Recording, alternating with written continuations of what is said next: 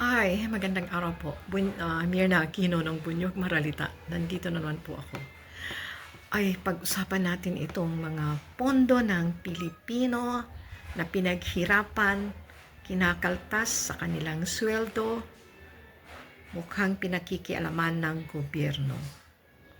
Isa na dito ang PhilHealth at alam ko isa rin ang SSS, no? Ito ay mga pondo ng Pilipino, lalo na ng mga ordinaryong manggagawa na pinaghihirapan, sumahod ng maliit lang ang sahod, hindi naman kalakihan, pero kinakaltasan pa dahil para mayroong security system, pagdating ng araw ay magka-pension kahit papano. Iyon ang SSS. PhilHealth na contribution para pag nagkasakit ang manggagawa, ang nagtatrabaho, mayroong katuwang sa mga bayaran ng hospital. Yun.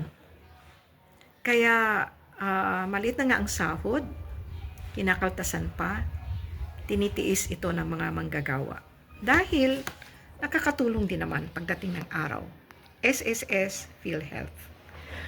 Okay, isa-isahin natin. Ngayon nakita ko yung order ng Supreme Court.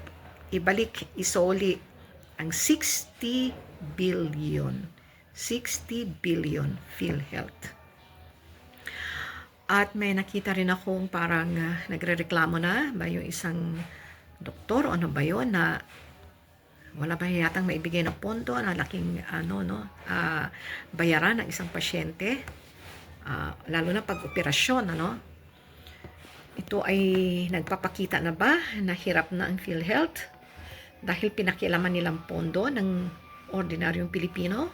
Hindi ganun kadali ang magkasakit, kaya nga pinaghirapan, pinagsikapan magka-contribute sa PhilHealth dahil pagdating ng panahon, dahil ang manggagawa talaga ay paglalaanan yan dahil nagtatrabaho ka, talagang napapagod, minsan nagkakasakit, dahil sa pagtatrabaho. Kaya kailangan talaga yun. Ngayon naman, ang SSS, anong nangyari? Nabalita din niya ito, nakita kong nabalita din na pinakialaman din ang pondo ng SSS. Ito ang aking problema. Ito ang aking tanong. Nagpatuloy ako ng aking SS ng voluntary at pinagsikapan ko rin nahulugan matapos 10 years. Naka 10 years ako at huling hulog ko ay July. Itong July lang. So excited akong tumanggap ng pension. At magkano nga ba? Gusto ko malaman magkano ba?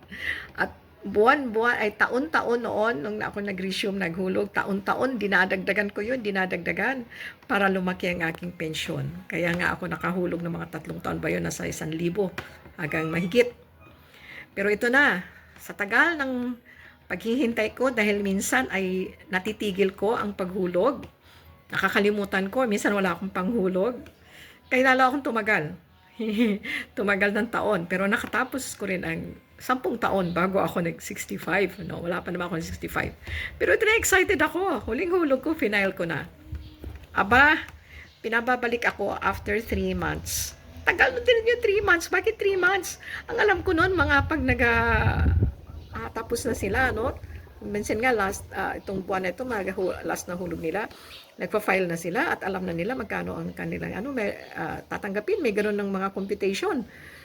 Aba, at pabago ng pabago, dati naguhulog ako, hinahatid ko pa talaga sa opisina, sa main office yon, Tapos, biglang nagbago ang kanilang sistema. Online. Maghulog ka na online. Pero online, nagbawas yata ng tao. Ngayon, pinababalik ako ng 3 months. After 3 months, kala ko, bibigyan na ako ng pension. Kala ko kukumputin na ang aking pension. Aba, 3 months pala para ibigay yung papel para mag-apply. Ako pa ang mag-apply online. After 3 months na naman. Ako, sorry. After 3 months na naman, kaya sa January po yun. Sabi ko, ano ba yan? At binigay yung papel para mag-apply ako ng ATM saan sila konektado. Aba, 3 months pa uli sa January. My last contribution was July, and then January pa ako mag-apply ng pension, at January pa ako makakatanggap. At tamang ko, at talaga nagngangawa ako sa opisina na yon. Sabi ko, wala bang perang SS? Ang tagal namin naghintay na maghuhulog, tapos ngayon pinahihintay kami uli. Pera namin yan. Tapos sabi ko, okay, sige sa January. At gaano naman ako maghintay sa January? Sabi sa akin ay 1 month. Sabi ko, okay, 1 month. Pero ang huling sabi, walang assurance. Doon ako nanggigigil. Bakit walang assurance? Walang assurance kailan? Ewan ko, hindi ko na naintindihan. Kaya, magulo, pinakikialaman ang ating pera, pera ng mga manggagawa, pera ng mga ordinaryong Pilipino na pinaghirapan, hulugan o mag-contribute sa itong mga agencies na ito. Yan lang.